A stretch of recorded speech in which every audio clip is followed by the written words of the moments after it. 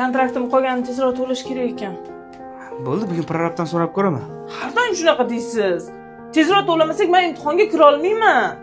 Vahima qilmagin, harakat qilaman deyapman-ku. Bitta kursdoshlarimiz bilan o'tirishimiz bordi, shunga pul bering.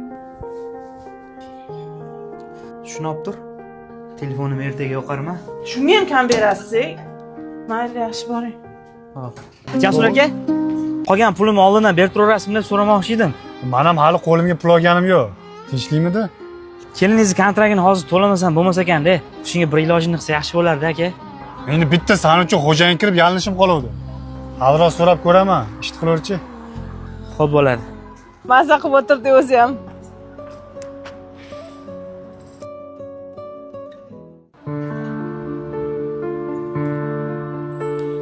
Hey, yeb bo'ldinglarmi? Tezroq ish qilish kerak, turlaring davay. Hey, san ham tez-tez ovqating ye, telefon qilmasdan. Mana shu ovqatingizdan berasiz, faqat yog'sizroq qilib bering. Keyin konditsionerni sal pasaytiring, urib yubordi.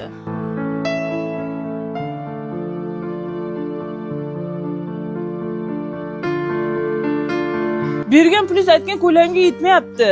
Aytdim-ku sizga. Kartamga pul tashlab yuboring.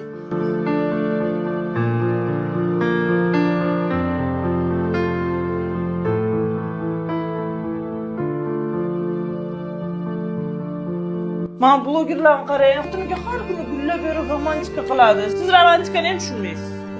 Bir kun tushunib qolarmiz. Bir kun tushunib qolarmiz deb o'tirmasa, yaxshiroq harakat qilish kerak-da.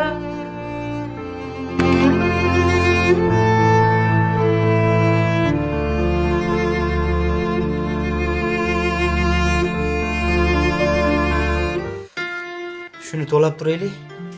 Qolganini yana bir kunda qilib beraman. Bugun ishlatganingizni ko'rib qoldim.